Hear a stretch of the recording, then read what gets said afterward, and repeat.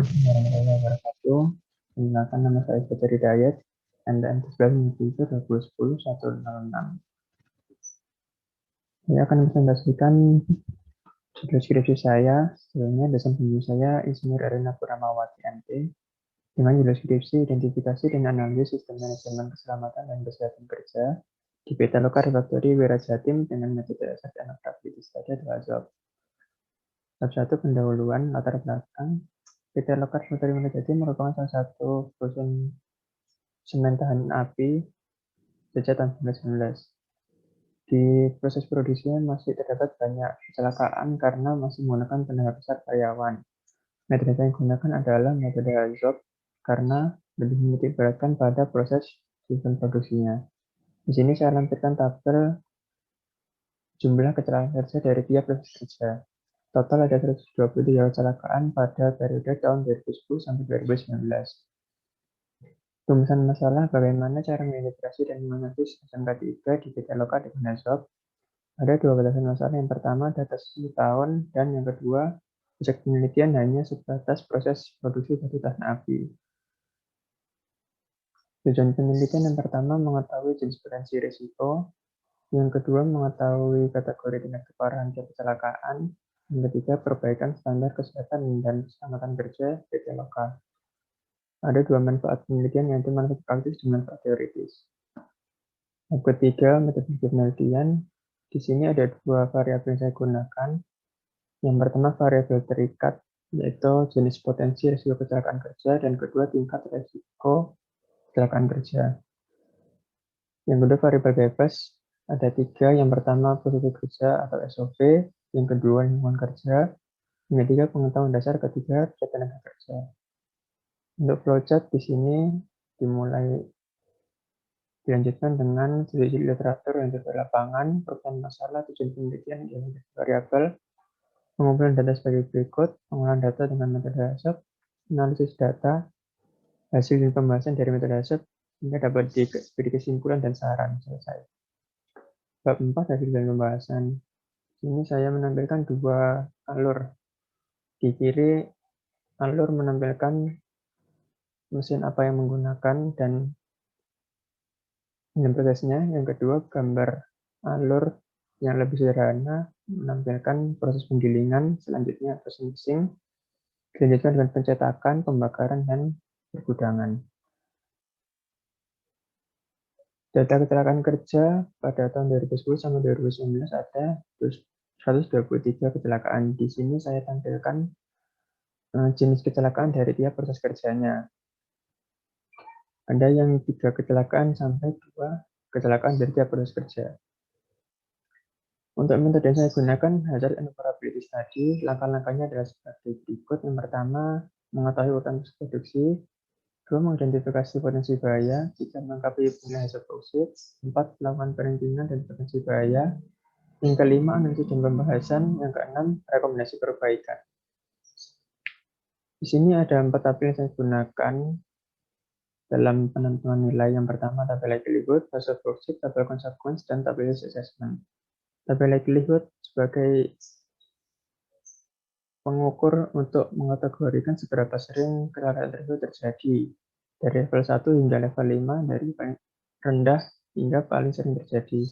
Yang kedua, tabel konsekuen untuk menilai seberapa kecelakaan tersebut dapat berdampak pada tenaga kerja. Level 1 untuk kecelakaan yang tidak signifikan akibatnya hingga level 5 bencana. Untuk tabel risk assessment untuk menilai seberapa tinggi risiko tersebut. Tabel risk assessment didapat dari perkalian nilai likelihood dan nilai consequence.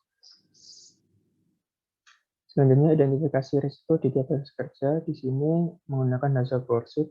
Contohnya yang pertama, pada proses penggilingan ada deviasi, yaitu kecelakaannya yaitu kelilipan. Cause merupakan penyebab kecelakaan, yaitu pecahan bongkahan batu.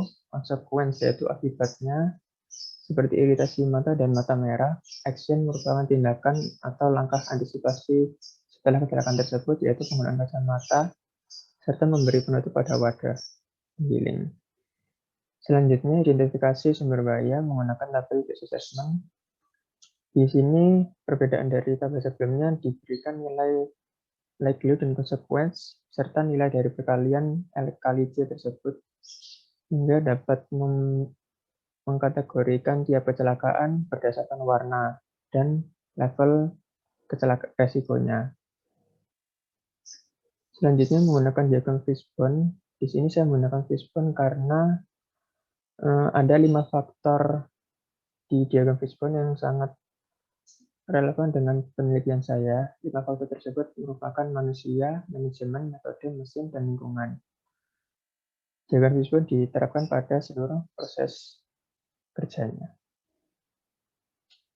Untuk pembahasan, di sini ada dua pie chart. Yang pertama, pie chart frekuensi kecelakaan dan pie chart resiko bahaya.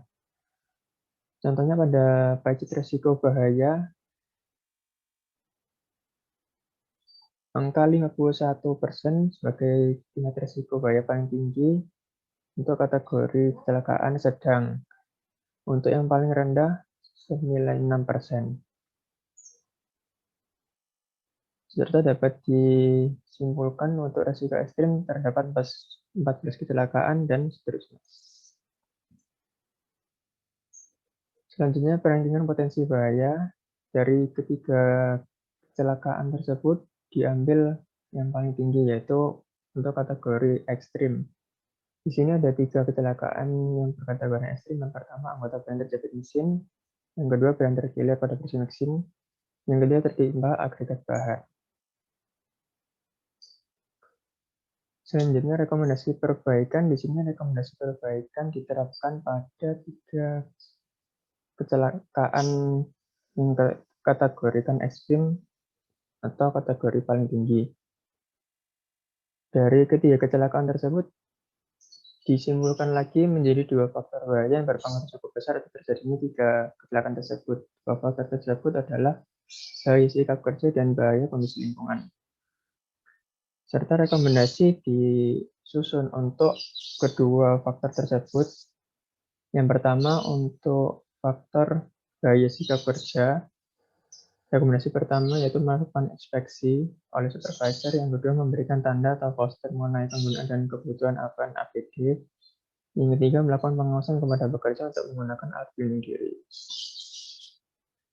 Selanjutnya, rekomendasi perbaikan dengan sumber bahaya kondisi lingkungan. Ada 2 rekomendasi. Yang pertama, larangan masuk ke area kerja tanpa APD. Yang kedua, melakukan pemeriksaan medis pada pekerja yang terpapar debu ataupun pemeriksaan kesehatan yang lengkap untuk deteksi awal terhadap penyakit yang timbul. Di sini ada contoh-contoh APD yang digunakan. Semuanya bisa diterapkan pada device basic, yang beda hanya di sarung tangan. Ada berbagai macam, mulai impact hand gloves hingga resistant gloves yang digunakan sesuai dengan fungsi dan mesinnya. Selanjutnya, layout saran peletakan poster. Di sini saya berusaha untuk memberi saran ke pabrik untuk peletakan poster dan tabel peringatan di lapangan kerjanya. Di sini saran saya berada di simbol merah dengan angka 1 sampai 24 seperti tertera di layout. Untuk keterangan 1 sampai 14 seperti di tabel yang terlampir ada poster APD dan poster SOP. Peletakan APD di dinding dan berukuran besar, peletakan poster SOP di mesin dengan posisi tergantung atau tertempel. Untuk poster peringatan di lingkungan maupun di mesinnya. Kesimpulannya, terdapat 11 potensi bahaya. Identifikasi risiko ada 4 kategori, yaitu ekstrim, sedang, rendah, dan tinggi.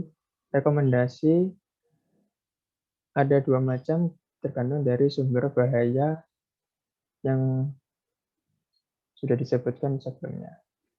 Saran, perusahaan sebaiknya lebih menekan mengenai SOP dan lebih memperhatikan KPI tenaga kerja dan tidak memfokuskan hanya pada jumlah produksi batu tahan api. serta rancangan pencegahan potensi bahaya, serta akreditasi LBH terkait sebagai usulan perusahaan dan perusahaan melakukan evaluasi dan peningkatan. Terima kasih. Maaf, wassalamualaikum warahmatullahi wabarakatuh.